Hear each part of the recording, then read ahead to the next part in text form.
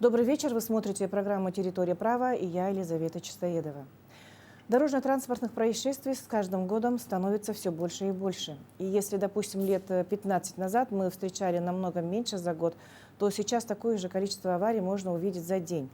Это связано прежде всего с тем, что значительно возросло количество автомобилей. Поэтому в сегодняшней передаче речь пойдет о понятии «дорожно-транспортное происшествие» и о том, какое событие является ДТП, а какое не является. И что же делать, если все-таки попали в такую ситуацию? Как общаться со страховыми компаниями, вам поможет сегодняшняя передача. Итак, у нас сегодня в студии Варвара Васильевна Матвеева, старший инспектор по исполнению административного законодательства ГИБДД, и Сергей Афанасьевич Максимов, начальник отдела урегулирования убытков страхового общества «Ингосстрах». Вот, для начала мы посмотрим видеосюжет, потом уже перейдем к обсуждению. Пожалуйста, на экран. В правилах дорожного движения четко дается определение. Дорожно-транспортное происшествие – это событие, возникшее в процессе движения по дороге транспортного средства и с его участием, при котором погибли или ранены люди, повреждены транспортные средства, сооружения, грузы, либо причинен иной материальный ущерб. Данное понятие содержит ряд условий, которые должны выполняться одновременно. Первое. Событие должно возникнуть в процессе движения автомобиля. Второе. Автомобиль принимает непосредственное участие в данном событии. И третье. Если нанесен ущерб жизни или здоровью людей, либо материальный. Если хотя бы одно из условий не выполняется, то нельзя говорить о том, что произошло ДТП. И на основании этого можно выделить следующих участников происшествия: водитель транспортного средства, совершивший ДТП, и другие участники дорожного движения, которым был причинен ущерб. Автовладельцы просто не имеют достаточных знаний, чтобы грамотно оформить дорожное происшествие. И поэтому в этом случае есть смысл обратиться к аварийному комиссару. К услугам аварийных комиссаров обращаются в том случае, если в аварию попали два авто, застрахованные по ОСАГО, то данное ДТП можно оформить с помощью Европротокола. Но важно, чтобы в результате дорожно-транспортного происшествия пострадали только машины, а водители, пассажиры, имущество третьих лиц не пострадало. Лимит выплаты составляет 100 тысяч рублей. Лимит выплаты по ОСАГО до 400 тысяч рублей действует при условии, если ДТП оформлено в мобильном приложении либо через систему ГЛОНАСС. И еще одно очень важное условие при оформлении Европротокола – это чтобы у водителей не было разногласий. Но даже если такое бывает, то квалифицированный аварийный комиссар может подъехать, проконсультировать, дать четкую оценку ситуации согласно ПДД. То есть установит виновную сторону и оформит грамотно Европротокол. Даже самая незначительная ошибка участника ДТП при оформлении Европротокола может привести к отказу в выплате. То есть если он неправильно заполнил, он сдает документы в страховую компанию. Страховая компания проверяет, находит ошибку и через 20 дней возвращает человеку документы с отказом. Потом, чтобы исправить ему эту ошибку, ему нужно найти виновную сторону. Как часто следует из практики, виновная сторона не всегда выходит на связь, и затягивается выплата. При оформлении Европротокола обязательно у водителя должен быть полис, страховой полис, он должен быть не просроченный. Также водительское удостоверение и свидетельство о госрегистрации права. Часто виновником признается водитель, нарушение которого послужило причиной дорожно-транспортного происшествия. Если перед столкновением правила нарушили оба водителя, то виновниками могут быть признаны и тот, и другой. При этом не любое нарушение правил делает водителя виновником автоматически. Вот интересное выражение, в конце видеосюжета было. Не любое нарушение правил делает водителя виновным автоматически. Да? Я хочу привести пример и задать вопрос. Допустим, водитель едет, паркуется у магазина, но там оказался люк, там водосточный или канализационный, я не знаю, может быть, торчать труба там не срезанная, после строительства. Кто же все-таки будет виноват в этом случае? Я понимаю, что у нас собственником всех дорог является мэрия, но тем не менее у нас есть управляющие компании, там есть еще у нас обслуживающий персонал, Кто же все-таки в этом случае будет виноват? В таких случаях в любом случае гражданин должен обратиться в госавтоинспекцию. Обязательно это зафиксировать, сфотографировать, составить схему, написать объяснение, и уже сотрудник полиции будет смотреть, нарушение правил дорожного движения с его стороны есть или нет. Это Потому все-таки ДТП, да, является? Это является все равно ДТП, потому что транспортное средство находилось в движении. Это все фиксируется, и уже потом выясняется, кому относится вот этот люк, либо, вот как вы говорите, торчащий, Труба да? там, да? Труба, да. Потому что если нарушений правил дорожного движения со стороны водителя отсутствует, то, соответственно, выносится определение об отказе в возбуждении дела об административном правонарушении. Тогда уже гражданин имеет право обратиться в гражданском порядке в суд для возмещения ущерба. Тут уже надо смотреть, в чьей эксплуатации находится вот этот люк. То есть либо это жилищно-коммунальное хозяйство, Ну, то есть собственник должен собственник, да. ответить. И возмещает ущерб. Либо управляющая компания, либо какой-то другой орган. Автомобиль едет, ну, задевает пешехода, пешеход, ну, как бы получает травму, скажем так, да, и, ну, допустим, пусть будет там запрещающий знак. Кто будет в этом случае виноват? Запрещающий знак для пешехода? Ну, в каждом случае надо разбираться по отдельности. То есть в любом случае надо будет это зафиксировать, позвонив в дежурную часть ГИБДД 127 номер. В дежурную часть звонят и обязательно это фиксируют, будь то это пешеход, либо водитель. Это все фиксируется. Транспортные средства также останавливает там же, выставляет знак аварийной остановки. И уже, если понадобилась медицинская помощь, то водитель оказывает пешеходу первую помощь. И Сам. потом уже, да, ну, может оказать и уже позвонить в соответствующие органы. То есть либо 03 скорую помощь вызвать и, соответственно, вот ГИБДД. А есть вот понятие вообще вот бесконтактное дорожно-транспортное происшествие. Что это означает? Ну, это может быть только создание помехи, нарушение правил дорожного движения одним водителем, который создал помеху для второго и который впоследствии уже, уходя от столкновения, ну, скажем так, может совершить наезд на столб, на ограждение. Ну, вот это вот и называется бесконтактным.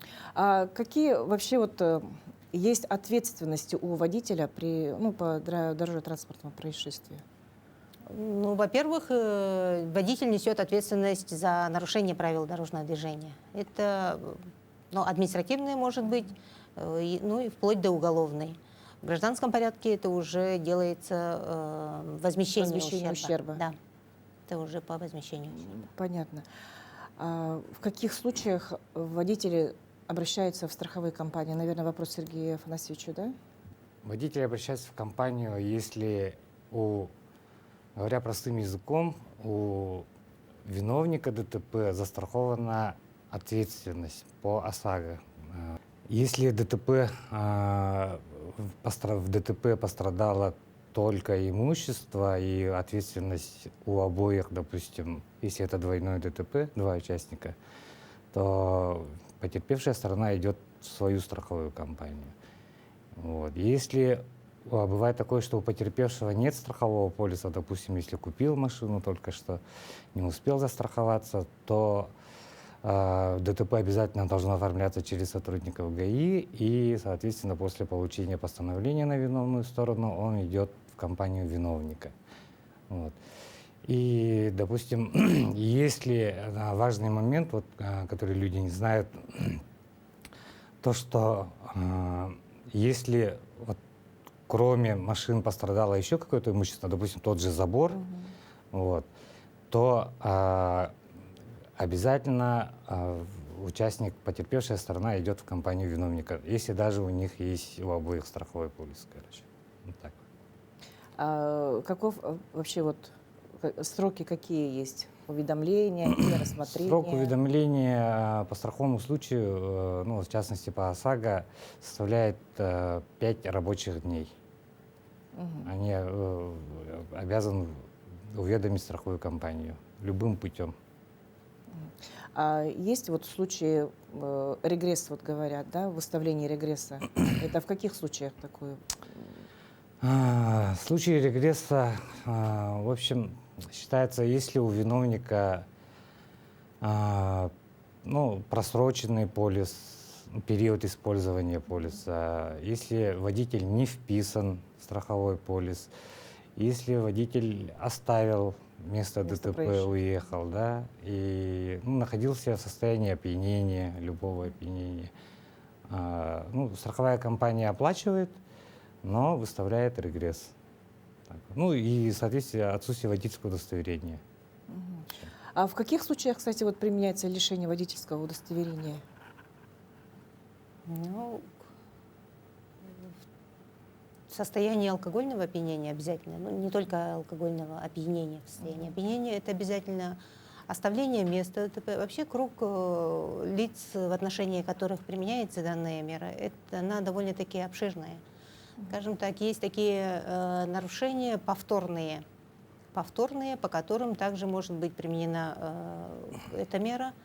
Например, То есть проезд на запрещающий сигнал светофора, который уже совершен повторно.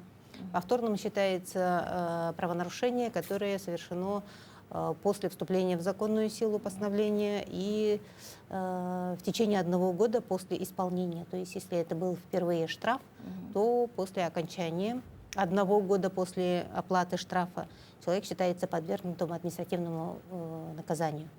То есть в этом случае уже идет повторное совершение. Например, тот же запрещающий сигнал светофора. Там есть наказание либо штраф в размере 5000 рублей, либо может быть лишение права управления. Также и правонарушения, не зарегистрированные в установленном порядке, транспорт не зарегистрирован, если в установленном порядке. Так, есть еще выезд на встречную полосу.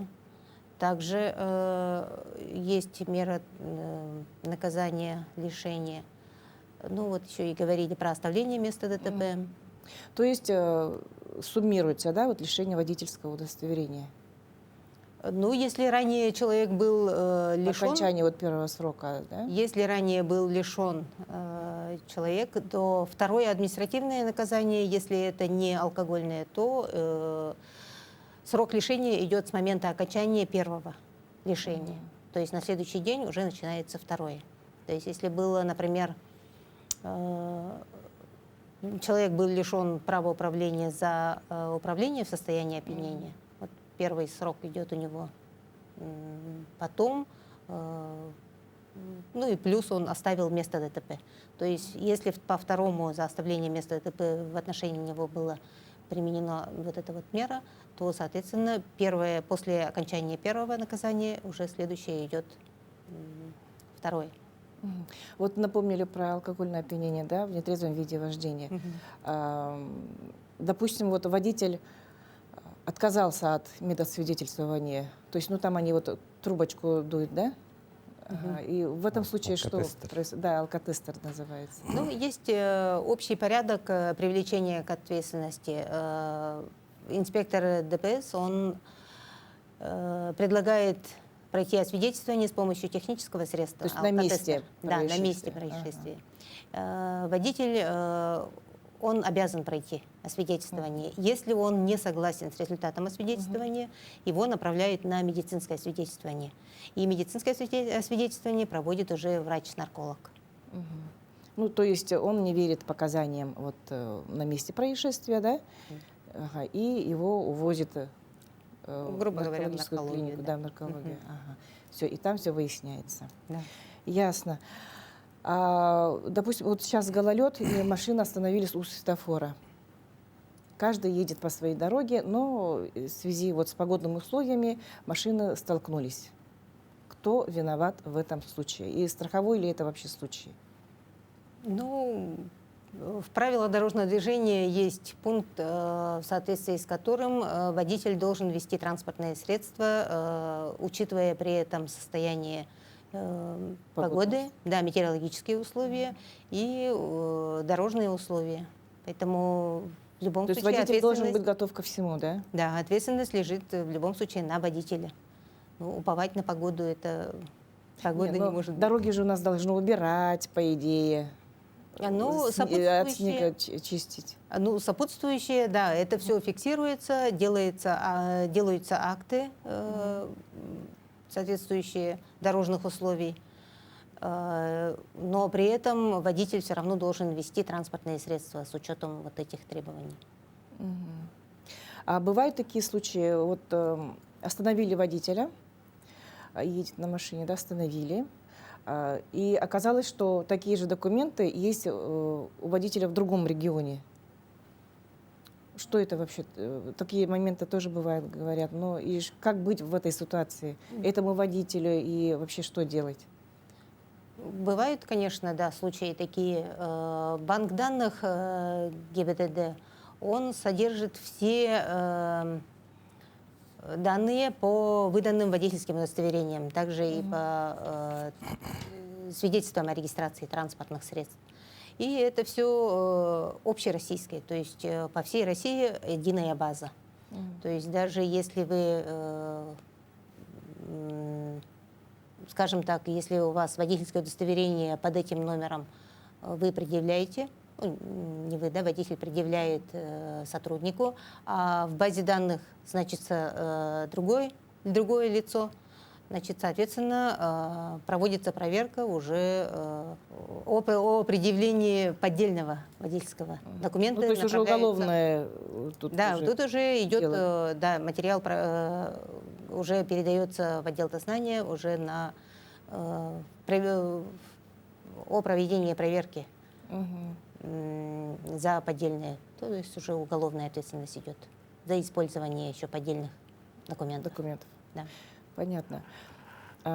Бывают случаи, когда вот водитель проезжает на красный свет светофора, тут навстречу, ну, допустим, выезжает другой автомобиль, а тот, который задел, оказался без водительского удостоверения, один проезжает на красный свет. Тут что является причиной вообще ДТП?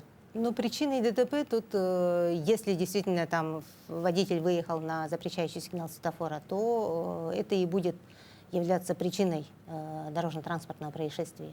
А то, что второй водитель не имеет права управления, это уже как бы сопутствующее. То есть отдельно за каждое правонарушение каждый водитель несет ответственность уже по отдельности.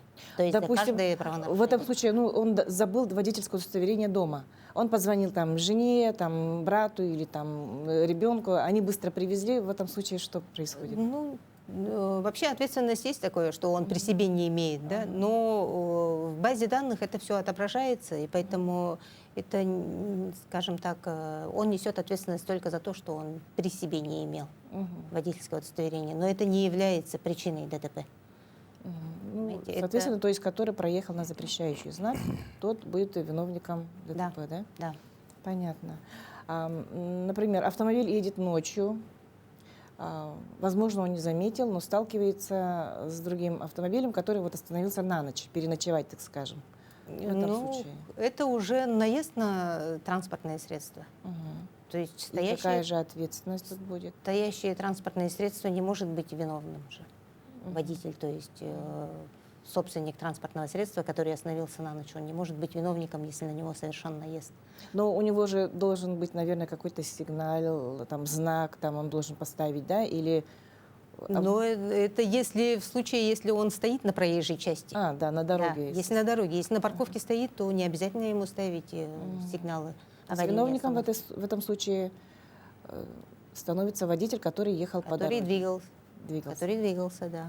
Понятно. А бывают частые случаи, когда, вот, особенно по Покровскому тракту, у нас очень много там коров гуляет, ну, сбивают водителей. Что в этом случае происходит? Ну, тут в каждом случае тоже надо разбираться по отдельности, потому что надо смотреть вообще, где произошло это дорожно-транспортное происшествие. Потому что зона действия дорожного знака «Перегон скота».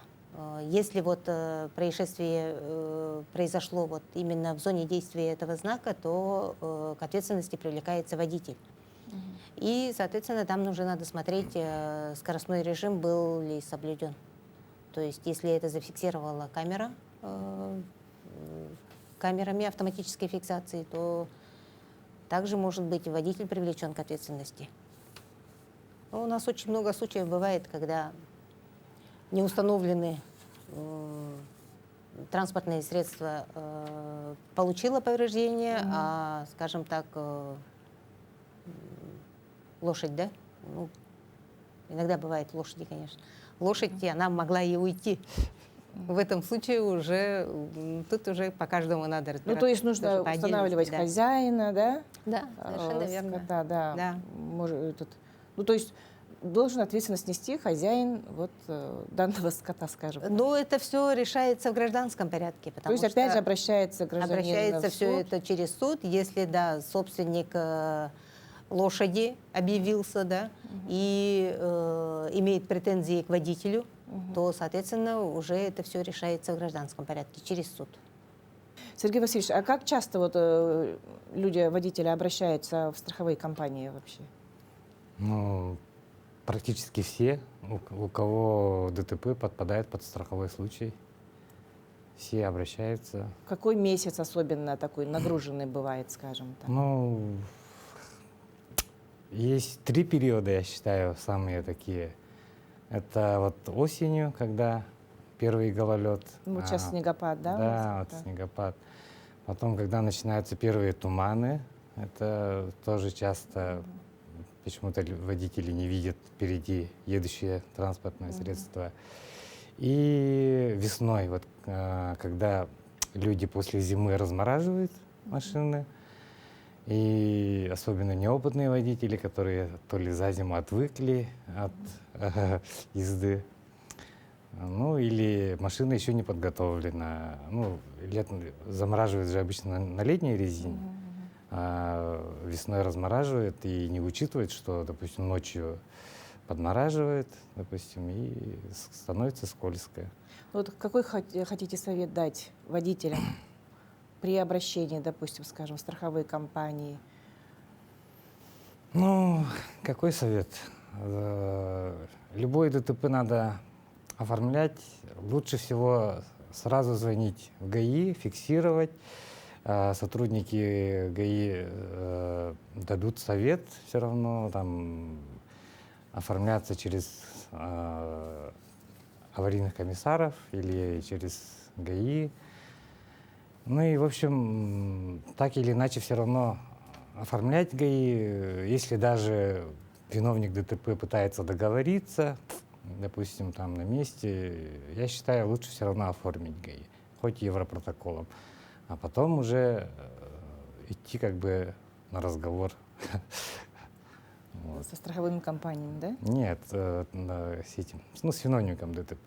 А, да. Люди же вот как, допустим, я тебе сам оплачу, давай отъедем, а потом, когда узнают сумму ущерба, говорят, я не согласен, типа, а ДТП не оформлено, и из-за этого начинаются проблемы вообще.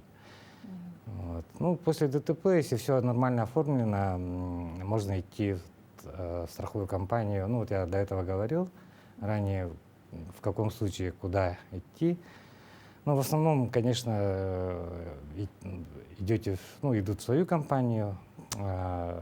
Сразу нужно брать с собой документы, паспорт, документы на машину, страховой полис и, соответственно, документы, ну, или постановление ГАИ, или европротокол. Ну и все, и, допустим, прийти, документы сдать, и уже каждая страховая компания расскажет, что дальше делать вообще. То есть все-таки, если это случилось, дорожно-транспортное происшествие, нужно вызвать сотрудников ГИБДД, Нет, позвонить сначала. позвонить. Да. Звонить. В дежурную часть Дежурную обязательно. часть. Ага. 127. 127 звоним, набираем, приезжают, Ну, осматривают. Потом, после этого случая, уже кто-то обращается в страховую компанию, да? да.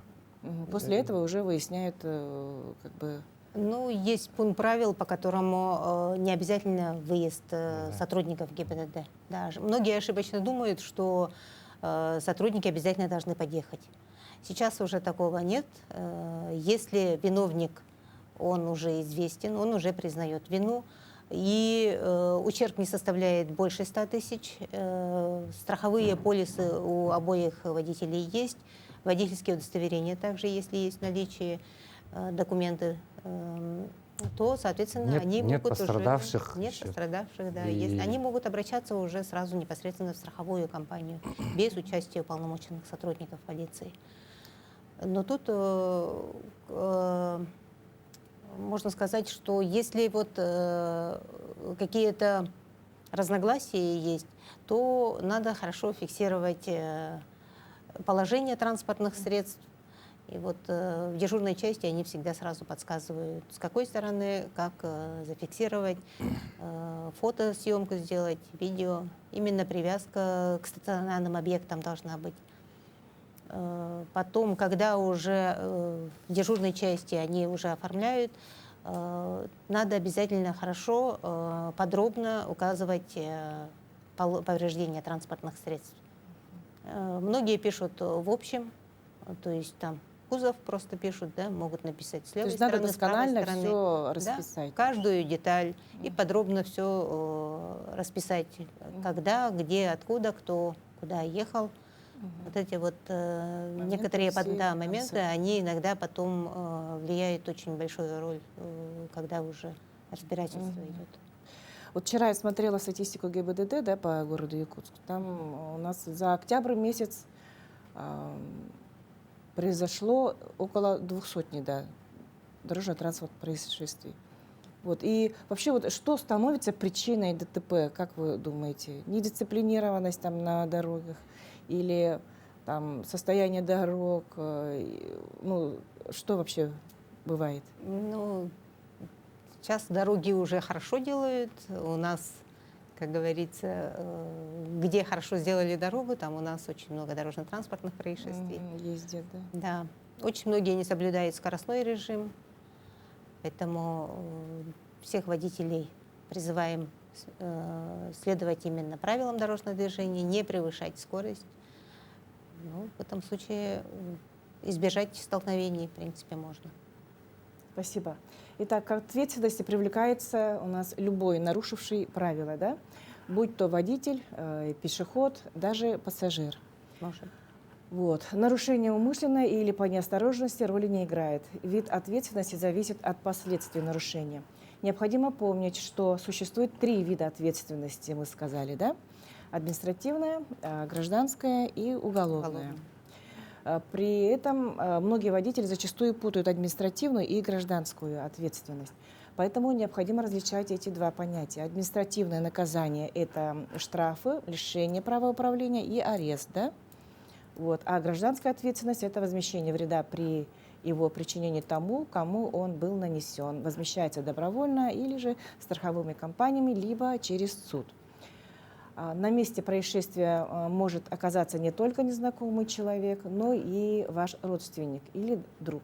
Поэтому будьте внимательны. На этом наша передача подошла к концу. До встречи через неделю. До свидания.